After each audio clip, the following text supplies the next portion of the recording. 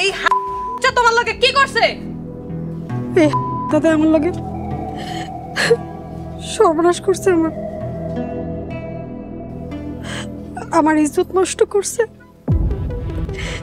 আমি গরিব মানুষ, পেটের দায়ে হের বাড়িতে কাম করি, একলা পায়া আমারে। মাতবার সাহেব, আপনি রায় দেন। শেফালি থানায় যাইতে চাইছিল, আমি গ্রামের ইজ্জতের কথা ভাইবা ওরে থানায় যাইতে দেইনি। এখন আপনারাই কন, এই পাপীর কি শাস্তি হওয়া উচিত? ওর শাস্তি 100টা বেতের বাড়ি, লগে ওর মুখে চুনকালি মাইখা পুরা গ্রাম ঘোরানো হইব, তারপর ওর পুলিশের হাতে তুলে দেওয়া হইব। আপনারা কন ঠিক আছে? শুকুর। জি মাতবার সাহেব।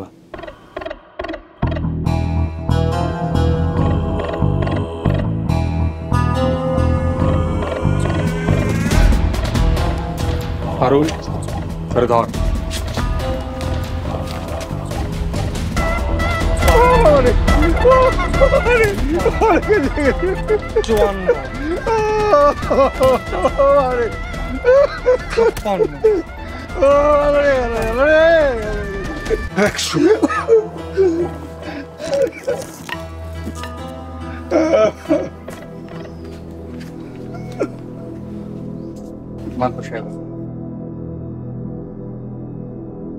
দিবানিশি যে আগুন জ্বলে আমার বুকে, আমি ধ্বংস কইরা দিব সব কিছু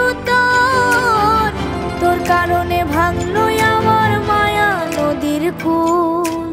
দিবানিশি যে আগুন জ্বলে আমার বুকে, আমি ধ্বংস কইরা দিব সব কিছু তোর কারণে ভাঙলো আমার মায়া নদীর কুল।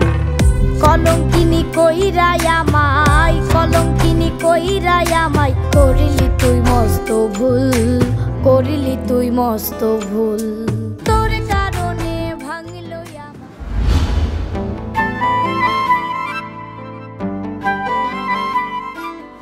শুকুর, আমার লগে কি অন্যায় হয়েছে তা তো তুমি জানো। জানি মাতবার সাহেব।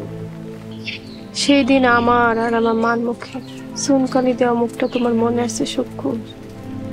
মনে আছে মাতবার সাহেব, কিন্তু মাতবার সাহেবের কোনো দোষ নাই, সব দোষ হয়ে শান্তর। মাতবার সাহেব শুধু বিচার করছে। মাতবার সাহেব আমার আশ্রয় দিছে, হ্যাঁ তো আমার আশ্রয় দাতা।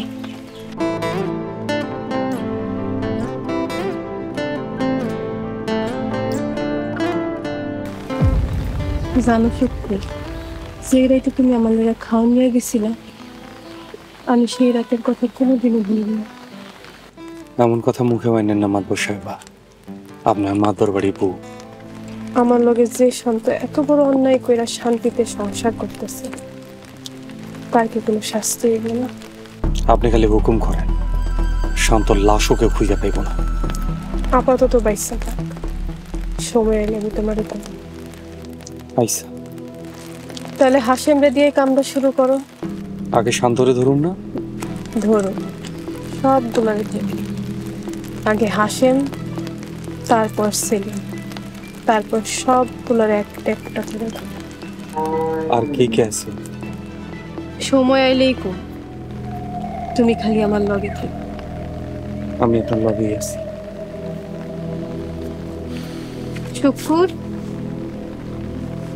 জি মাতবার সাহেব। ঠিক তো না।